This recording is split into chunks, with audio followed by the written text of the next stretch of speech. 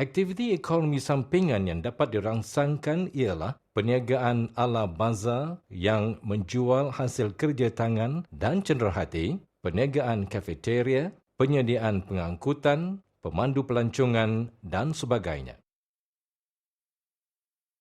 Dengan wujudnya Koperasi Barakah di bawah Akta Koperasi 1995 pula, lebih ramai lagi ahli qaryah dan ahli-ahli jemaah yang dapat memanfaatkan beberapa bentuk perniagaan seperti barangan runcit, perusahaan bakery, makanan ringan dan sebagainya.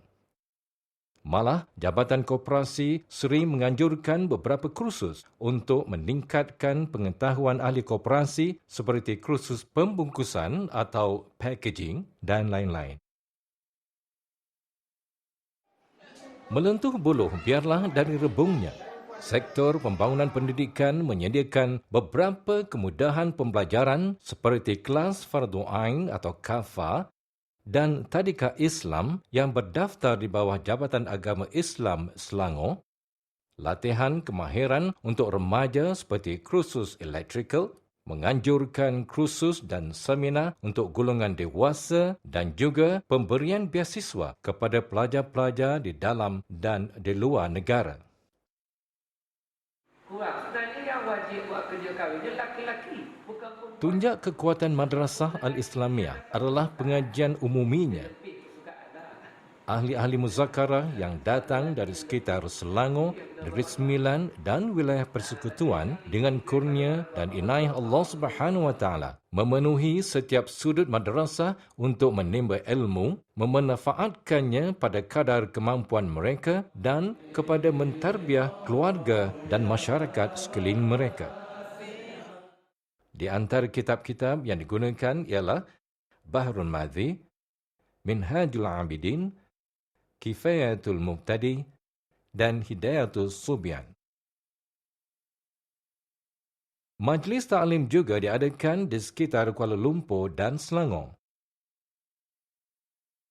Dengan berkat istiqamah para jemaah di bawah pimpinan Tuan Guru telah menampakkan kesan yang melahirkan perasaan ukhuwah dan kasih sayang antara satu sama lain. Ini terbukti pada majlis-majlis khas seperti Ijtima' Ulama', Majlis Maulidur Rasul dan majlis khas seperti penyampaian bantuan kepada anak-anak yatim. Pengajian khusus juga diadakan untuk remaja lelaki yang didedahkan dengan kaedah pengajian pondok. Peserta remaja perempuan pula diserapkan di bawah Pusat Perkembangan Wanita bagi melahirkan pelapis-pelapis untuk meneruskan pendidikan melalui konsep ini. Pengajian khas untuk warga emas juga diadakan sebagai menyumbang kepada mengukuhkan segala amalan mereka. Untuk mencetuskan perasaan kasih sayang dan keprihatinan kepada penghuni warga emas, maka pengurusan yang teratur diberikan dengan menyediakan kemudahan yang terbaik termasuk rumah penginapan yang bersih dan selesa, persekitaran yang nyaman dan suasana yang harmoni dan kondusif untuk mereka beramal dan beribadat. Selain itu, mereka juga dijadualkan untuk pemeriksaan kesihatan pada tiap 2 minggu di klinik kerajaan selain menerima kunjungan ahli keluarga masing-masing. Konsep ini adalah selaras dengan Dasar Sosial Negara tahun 2003 dan Dasar Warga Emas tahun 2001 dan dikendalikan oleh Biro Pembangunan Kemasyarakatan dan Kebajikan. Untuk melengkapkan keperluan kemudahan kesihatan, sebuah nursing home dan kemudahan rawatan sakit puan khusus untuk kaum muslimat sedang dibangunkan dan akan dikelolakan oleh kaki tangan kesihatan yang bertauliah. Satu golongan yang memerlukan perhatian sewajarnya adalah golongan anak-anak yatim yang kurang mempunyai keupayaan menampung kehidupan mereka. Pihak yayasan sedang membina sebuah kompleks untuk membantu golongan ini dan peranan ini insya-Allah akan membawakan keberkatan kepada perjalanan yayasan.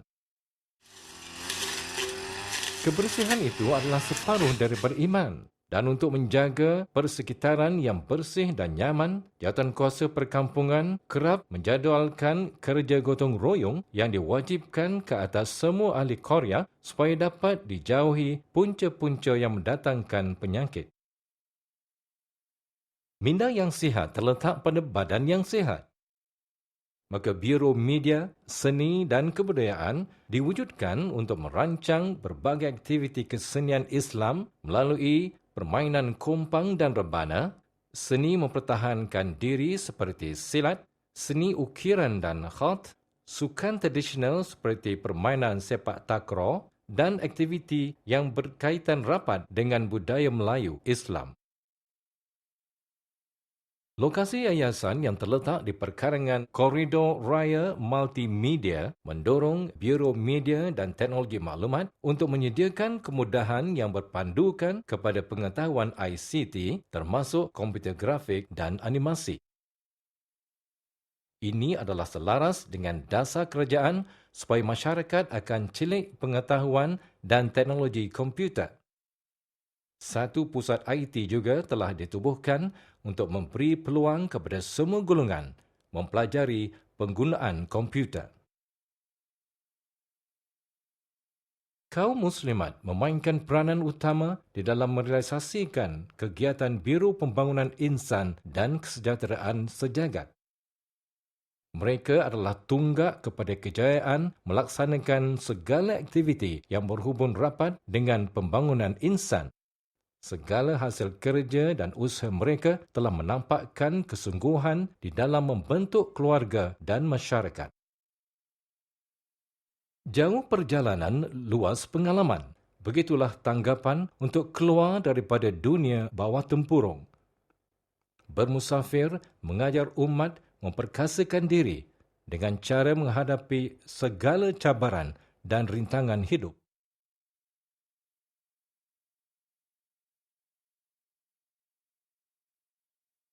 Pengalaman yang sangat berharga ini bukan sekadar membuka minda para jemaah, tetapi dapat menghasilkan rangkaian perhubungan antara pusat-pusat pengajian, tempat-tempat bersejarah dan ulama tempatan. Malah, di Yayasan Al-Jendrami sendiri sering menerima tetamu dari dalam dan luar negara. Di antaranya ialah pelawat-pelawat dari Jerman, Perancis, England, Amerika dan Arab Saudi, selain daripada negara serantau seperti Thailand, Singapura, Indonesia, Kampuchea dan Brunei. Berkat kesungguhan Tuan Guru, telah dapat membantu beberapa keperluan kemudahan di Indonesia, Thailand dan di Kampuchea. Dengan terbinanya 5 buah madrasah yang sederhana di Kampuchea, telah mendapat pengiktirafan dari kerajaan Kampuchea sendiri apabila dikurniakan pingat emas sebagai penghargaan atas usaha yang disumbangkan. Bidang pertanian kini menjadi faktor penting di dalam menangani keperluan makanan negara dan supaya tidak bergantung pada bahan yang perlu diimport semata-mata. Biro Pertanian dan Asas Tani akan berusaha untuk menceburi sektor ini dengan secara serius dan insya-Allah akan bekerjasama dengan pihak-pihak yang berkaitan untuk mendapatkan sokongan dan penajaan. Pihak yayasan juga sedang berusaha ke arah perancangan yang lebih meluas dalam jangka masa 5 hingga 10 tahun akan datang. Di antaranya ialah pembangunan kompleks pendidikan, kompleks pemulihan insan, kompleks sejarah dan seni Islam, kompleks kemudahan latihan, dan kompleks homestay. Semoga dengan berkat keikhlasan dan keberkatan gandingan daripada semua pihak, insya-Allah segala perancangan akan dapat direalisasikan dan dinikmati, supaya dapat dijadikan sebagai satu model yayasan yang berketerampilan di samping meningkatkan lagi taraf hidup masyarakat setempat di dalam memertabatkan dan meninggikan syiar Islam.